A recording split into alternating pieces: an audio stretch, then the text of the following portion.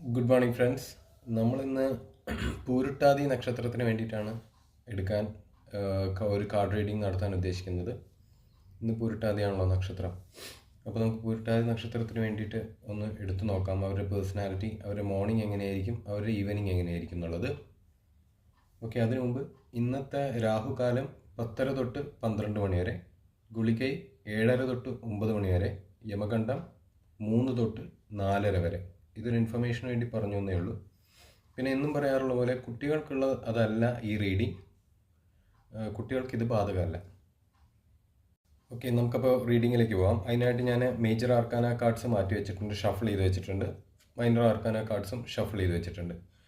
ഇന്നത്തെ പൂരുട്ടാതി നക്ഷത്രക്കാരുടെ പേഴ്സണാലിറ്റി എന്താണെന്ന് അറിയാൻ വേണ്ടിയിട്ട് നമുക്ക് മേജർ ആർക്കാന കാർഡിൽ നിന്ന് ഒരു കാർഡ് ചൂസ് ചെയ്യാം. ഞാനൊരു കാർഡ് ചൂസ് ചെയ്യുന്നുണ്ട്. ഓക്കെ, എന്നിട്ട് നമ്മൾ എന്നും ചെയ്യാറുള്ള പോലെ ഈ മേജർ ആർക്കാന കാർഡ്സ് ഈ മൈനർ ആർക്കാന കാർഡ്സിൻ്റെ കൂടെ വെച്ച് ഒന്ന് ഷഫിൾ ചെയ്യാം. ഞാനപ്പോൾ നല്ലോണം ഷഫിൾ ചെയ്തിട്ടുണ്ട്. ഇനി നമ്മുടെ മൈനർ ആർക്കാന കാർഡ്സിന് 2 കാർഡ് ചൂസ് ചെയ്യാം. ഇത് പൂരുട്ടാതി നക്ഷത്രക്കാർ ഇന്നത്തെ മോർണിംഗ് എന്തായിരിക്കും എന്നുള്ളത്, ഇന്ന് ഇത് ഉച്ചയ്ക്ക് ശേഷം എന്തായിരിക്കും എന്നുള്ളത്. ഓക്കെ, നമുക്ക് കാർഡ്സ് ഒന്ന് ഓപ്പൺ ചെയ്ത് നോക്കാം. ഇന്നത്തെ അവരുടെ ബിഹേവിയറൽ പാറ്റേൺ ജഡ്ജ്മെൻറ്റ് എന്നുള്ളതാണ് വന്നിരിക്കുന്നത്. ഇന്ന് മോർണിംഗ് ക്വീൻ ഓഫ് കപ്സ് റിവേഴ്സിലാണ് വന്നിരിക്കുന്നത്.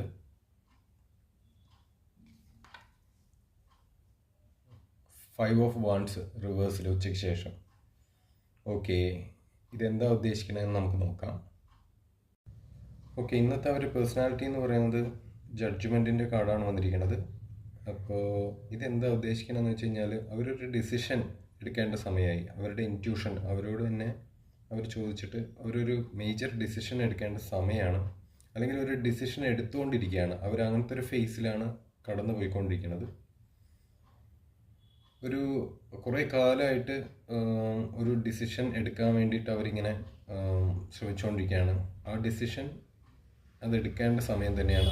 ആ ഒരു ഫേസിലാണ് അവരിപ്പോൾ കടന്നു പോയിക്കൊണ്ടിരിക്കുന്നത്. ഓക്കെ, മോർണിംഗ് നമുക്ക് ക്യൂൻ ഓഫ് കപ്സ് ആണ് കിട്ടിയിരിക്കുന്നത്. ക്യൂൻ ഓഫ് കപ്സ് റിവേഴ്സിൽ വന്നതിൻ്റെ എന്ന് വെച്ച് കഴിഞ്ഞാൽ ഒരു ജഡ്ജ്മെൻറ്റ് എടുക്കണം എന്ന് പറഞ്ഞല്ലോ, അല്ലെങ്കിൽ ഒരു ഡിസിഷൻ എടുക്കാൻ വേണ്ടിയിട്ട് അവർ ശ്രമിക്കുകയാണെന്ന് പറഞ്ഞല്ലോ. അതിന് തടസ്സമായിട്ടുള്ള അവർക്ക് ഇമോഷണലായിട്ടുള്ള കാര്യങ്ങളാണ്. ഇമോഷണലായിട്ട് സ്വയം അവർക്ക് തന്നെ പുറത്തുനിന്നുള്ള ഇമോഷണലായിട്ടുള്ള പ്രശ്നങ്ങളല്ല, അവരുടെ ഉള്ളിൽ തന്നെയുള്ള ഇമോഷണലായിട്ടുള്ള പ്രോബ്ലംസ്, മേ ബി ബാക്കിയുള്ളവരായിട്ടുള്ള അറ്റാച്ച്മെൻറ്റ്സോ അല്ലെങ്കിൽ ഇൻറ്റേർണൽ കോൺഫ്ലിക്ട്സോ, അതാണ് മോർണിംഗ് ഉള്ളത്, ഇമോഷണലായിട്ടുള്ളത്. ഉച്ചയ്ക്ക് ശേഷം അത് തന്നെയാണ് വന്നിരിക്കുന്നത്. ഓൾമോസ്റ്റ് അവർ ഇൻറ്റേർണൽ കോൺഫ്ലിക്റ്റിലാണ്. അവർക്ക് ഡിസിഷൻ എടുക്കാൻ പറ്റുന്നില്ല. പുറത്തുനിന്നുള്ള എക്സ്റ്റേണൽ അല്ല, അവർക്ക് തന്നെ 2-3 കാര്യങ്ങൾ ഉള്ളിലുണ്ട്. അപ്പോൾ അവർക്ക് ഡിസിഷൻ എടുക്കാൻ പറ്റുന്നില്ല. അതാണ് ഈ കാർഡ്സ് വന്നിരിക്കുന്നത്. അപ്പോൾ ഇത് നിങ്ങളോട് തന്നെ ചോദിക്കണം, ഇതിലേതാണ് റൈറ്റ് ഡിസിഷൻ എന്നുള്ളത് ചോദിച്ചിട്ട് you have to take the decision.